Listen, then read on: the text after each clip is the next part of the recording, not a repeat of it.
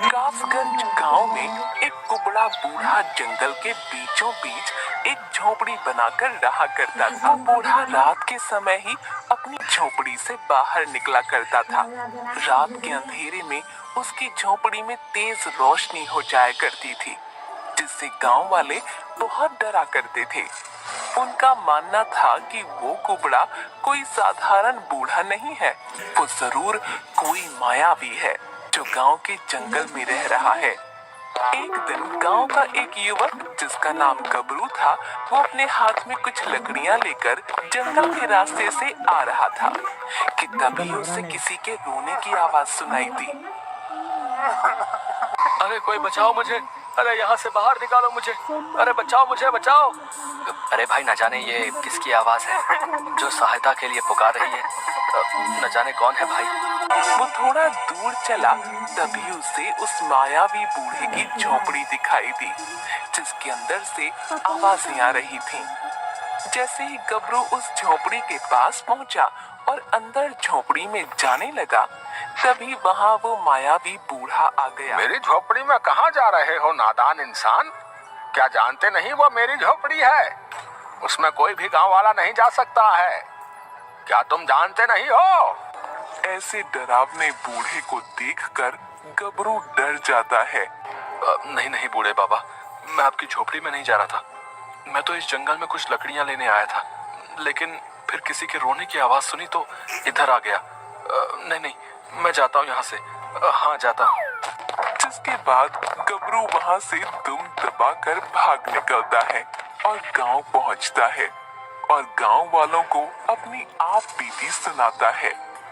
अगली सुबह चाय की दुकान पर गांव के दो आदमी बातें कर रहे थे। अरे भाई, कल रात अपना गबरू जो है, अरे वही गबरू, अरे भैया जंगल से कुछ लकड़ियां लेके आ रहा था, तो उस कुबड़े मायावी बूढ़े की झोपड़ी में से किसी के रोने की आवाज आ रही थी भैया। जैसे ही गबरू देखने के लिए आगे बढ़ा, वो मायावी डरावना बूढ़ा जो है वो उसके सामने आ गया। अरे बेचारा जो है जैसे तैसे अपनी जान बचाकर वहां से भागा है। अरे कल रात से ही बुखार में पड़ा है बेचारा भैया बिजू। जाने भैया क्या राज दफन है उस मायावी बूढ़े की झोपड़ी में? हाँ, बता रहे हैं। पता नहीं भाई, डर के मारे जो है कोई भी गांव वाला जो है उस बूढ़े की झोपड़ी में जाने की हिम्मत नहीं करता है। हाँ, अब भैया भगवान ही जाने क्या राज दफन है भैया। उसी गांव में भोला नाम का एक बहुत ही गरीब मछुआरा रहता था। गांव में सब उसे भोंदू बुलाते थे, जो जंगल के किनारे पर नदी से मछलियां पकड़ा करता था। एक दिन भोलू नदी के किनारे बैठा हुआ था, अपने जाल को फैलाकर मछली पकड़ने की कोशिश कर रहा था। अरे अरे, आती क्यों नहीं कोई मछली मेरे जाल में? आज कई दिन हो गए हैं, लेकिन कोई भी मछली हाथ नहीं लगी है। लगता है आज फिर से मेरी बूढ़ी माँ को भूखा ही सोना पड़ेगा। हे भगवान, तू कब कृपा करेगा मुझ गरीब पर? और वो रोने लगता है। थोड़ी देर बाद भोंदू खाली हाथ अपनी झोपड़ी में आता है। अरे भोंदू आ गया, मैं कब से इंतजार कर रही थी। अरे मुझे बड़ी भूख लगी है, क्या आज भी तेरे हाथ कोई अच्छी मछली नहीं आई? नहीं माँ, मुझे माफ कर दो, मैं आज भी तुम्हारे लिए कोई मछली पकड़ के नहीं ला पाया। न जाने क्यों मेरे जाल में कोई मछली फंसती ही नहीं है। कई दिन हो गए हैं, जानता हूँ तूने कुछ भी नहीं खाया है। हाय हाय, न जाने हम अभागों ने कैसी किस्मत पाई है। दुखी मत हो, देखना सब ठीक हो जाएगा। हाँ, कोई न कोई राह हमें जरूर दिखेगी। अगली सुबह भोंदू फिर से अपना जाल लेकर नदी के किनारे जा रहा था। हे भगवान, आज तो कोई मछली हाथ आ ही जाए। अगर नहीं आई तो आज फिर से मुझे और माँ को भूखा सोना पड़ेगा। भोंदू थोड़ी दूर चलता है कि उसे जंगल की ओर से किसी के रोने की आवाज सुनाई देती है। अरे कोई है? अरे निकालो मुझे यहाँ से, कोई तो सहायता करो मेरी, निकालो मुझे यहाँ से। अरे ये कौन रो रहा है? लगता है किसी को सहायता की आवश्यकता है, लेकिन ये आवाज तो जंगल की ओर से आ रही है। न जाने जंगल की ओर जाना ठीक होगा या नहीं। गाँव वाले तो अजीबोगरीब बातें करते हैं जंगल को लेकर, लेकिन कोई सहायता के लिए पुकार रहा है, इसलिए जाना होगा। जैसे ही भोंदू थोड़ा आगे बढ़ता है, अचानक से उसे उस मायावी बूढ़े की झोपड़ी से जोर जोर से रोने की आवाज सुनाई देने लगी। अरे कोई है इस जंगल में, मेरी सहायता करो, मैं मर रहा हूँ, मेरी सहायता करो। न जाने ये किसकी आवाज है, कौन सहायता के लिए पुकार रहा है। भोंदू जैसे ही आगे बढ़ा तो उसे उस कुबड़े मायावी बूढ़े की झोपड़ी दिखाई दी, जहाँ से आवाज आ रही थी। अरे आवाज तो इस झोपड़ी के अंदर से आ रही है, लगता है अंदर कोई सहायता के लिए पुकार रहा है। हाँ, लेकिन क्या मेरा अंदर जाना ठीक रहेगा? गांव वाले इस झोपड़ी को मायावी समझते हैं। नहीं, मुझे अंदर जाना ही होगा। कोई सहायता के लिए पुकार रहा है, इसलिए अंदर जाना ही होगा।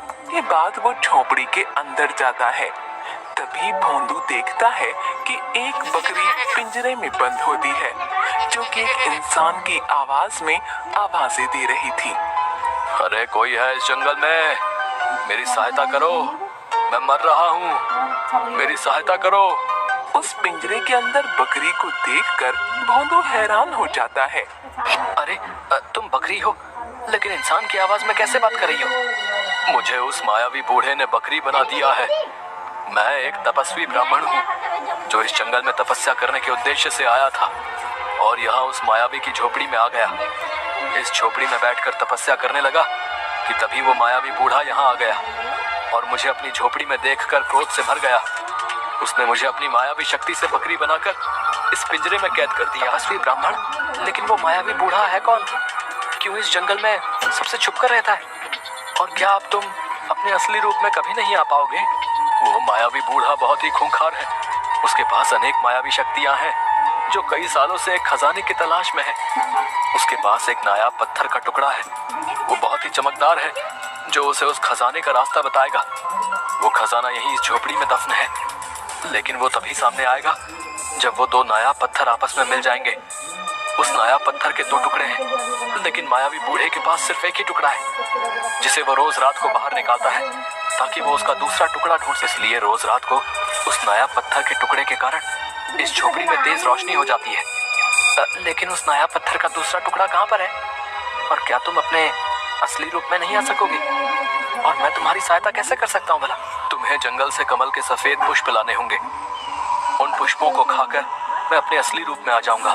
जब तुम्हें वो पुष्प प्राप्त होंगे तो तुम्हें उस नायाब पत्थर का दूसरा टुकड़ा भी मिल जाएगा, जिससे उस रहस्यमय खजाने का पता चल जाएगा।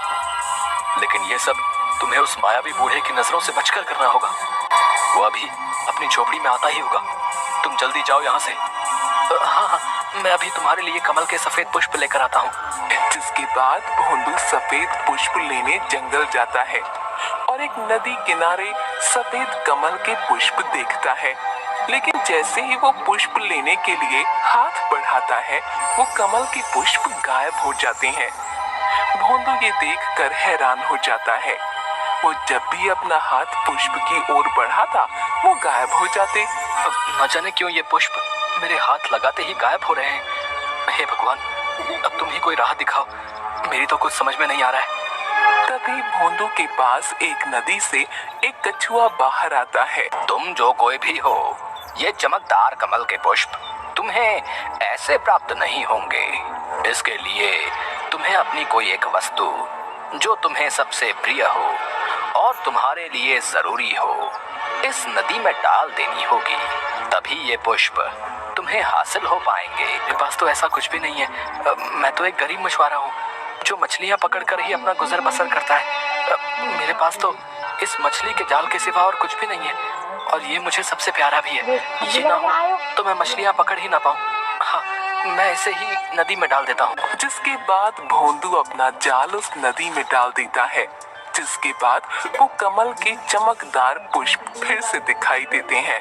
भोंदू उन्हें तोड़ लेता है। जैसे ही भोंदू के हाथ में पुष्प आते हैं, अचानक से नदी किनारे एक पत्थर बहुत चमकने लगता है। पुष्प तो मुझे प्राप्त हो गए हैं, लेकिन ये चमकती हुई चीज क्या है भला? ये चमकती चीज क्या करना सकते? पहली वाली गाड़ी वो तो खाने में खड़ी है, वो तो गल जाएगी। वो नहाने के नायाब पत्थर का दूसरा टुकड़ा है। तुम एक ईमानदार और साफ दिल इंसान हो जिसके पास इस नदी को देने के लिए कुछ भी नहीं था, लेकिन तुम्हारे लिए जो सबसे कीमती और उपयोगी था तुमने वही इसमें डाल दिया, इसलिए ये नायाब पत्थर तुम्हारे हिस्से में आ गया है। जाओ इसे यहाँ से ले जाओ, इससे पहले कि वो मायावी बूढ़ा यहाँ आ जाए। वो तुम्हें अपनी मायावी शक्तियों से मार डालेगा। जाओ यहाँ से ले जाओ इस पत्थर को। भोंदू वहाँ से कमल के चमकदार सफेद पुष्प और नायाब पत्थर का टुकड़ा लेकर मायावी बूढ़े की झोपड़ी में आ जाता है। ये देखो, ले आया मैं तुम्हारे लिए कमल के सफेद पुष्प। भोंदू उस बकरी रूपी ब्राह्मण को वो सफेद पुष्प देने ही वाला होता है, तभी वहाँ पर मायावी बूढ़ा आ जाता है। कौन हो तुम लड़के, और मेरी इस झोपड़ी में आने का तो साहस कैसे किया? बूढ़े बाबा, मेरा उद्देश्य आपको कोई हानि पहुंचाना नहीं है। मैं तो बस इस बकरी रूपी ब्राह्मण की सहायता कर रहा था। नादान लड़के, इस ब्राह्मण के साथ अब तू भी मारा जाएगा। मेरे इस खजाने की खोज में जो भी बाधा बनेगा मारा जाएगा। मां करे बूढ़े बाबा, मुझसे भूल हो गई। तो अब सजा भुगतो। जैसे ही बूढ़ा अपनी शक्तियों से भोंदू पर प्रहार करता है कि हाथ से सफेद पुष्प गिरकर बकरी के आगे गिरते हैं और चमकीला पत्थर दूसरे कोने में। सफेद पुष्प को बकरी झट से खा जाती है, जिससे बकरी तपस्वी ब्राह्मण का रूप ले लेती है। तभी अपनी शक्तियों से मायावी बूढ़ा उस पूरी झोपड़ी को गुस्से में उड़ा देता है और तपस्वी ब्राह्मण और मायावी बूढ़े में घमासान युद्ध होता है। मायावी बूढ़ा ब्राह्मण को गले से पकड़कर उठा देता है। तभी वहां बेहोश भोंदू उठकर चमकीले पत्थर को उठाता है और उसका दूसरा टुकड़ा मायावी बूढ़े के पास गिरा होता है। भोंदू उन दोनों टुकड़ों को जोड़ देता है, जिससे बहुत तेज रोशनी निकलती है। भोंदू ये सब देखकर हैरान हो जाता है। भोंदू, तुम डरो मत। इस नायाबी पत्थर ने इस मायावी बूढ़े की लालच की सजा इसे दे दी है। ये कोई साधारण पत्थर नहीं है। जब भी कोई अपने लालच के लिए इसे इस्तेमाल करेगा तो ये उसे जला कर राख कर देगा। लेकिन ये मायावी बूढ़ा ये जानते हुए भी अपने लालच में अंधा हो गया और अपना सर्वनाश कर बैठा। तभी भोंदू और तपस्वी ब्राह्मण मुड़कर देखते हैं। झोपड़ी की जगह बेशकीमती खजाना सामने था। तपस्वी ब्राह्मण उस खजाने में से कुछ हिस्सा भोंदू को देते हैं। ये लो भले इंसान, इस खजाने में से कुछ हिस्सा तुम्हारे लिए। ये तुम्हारी इंसानियत का तोहफा है। तुम एक साफ दिल के ईमानदार इंसान हो जो बिना डरे मेरी सहायता करने इस मायावी झोपड़ी में चले आए। जाओ भोंदू, अब तुम इस खजाने की मदद से अपना जीवन अच्छे से व्यतीत करना। आपका बहुत बहुत धन्यवाद तपस्वी ब्राह्मण। मैंने जो भी आपके लिए किया वो तो मेरा एक इंसान होने के नाते कर्तव्य था। अब इस खजाने की मदद से मेरी माँ को कभी भूखा नहीं सोना पड़ेगा। ये बोलते हुए भोंदू की आंखों से आंसू आ जाते हैं। हे रहस्यमय खजाने, तुम अपने स्थान पर वापस चले जाओ। यहाँ तुम्हारी आवश्यकता सिर्फ इस गरीब मछुआरे को थी जो कि तुम्हारे कुछ हिस्से से पूरी हो गई है। मैं एक तपस्वी ब्राह्मण हूँ, मुझे भला तुम्हारी क्या आवश्यकता? तुम अपने स्थान पर वापस जा सकते हो। जब इसकी खबर गांव वालों को पड़ती है तो सभी भोंदू का बहुत सम्मान करते हैं और अब गांव वाले जंगल में उस मायावी बूढ़े के खौफ से आजाद हो गए थे और भोंदू भी अपनी मां के साथ खुशी खुशी रहने लगता है।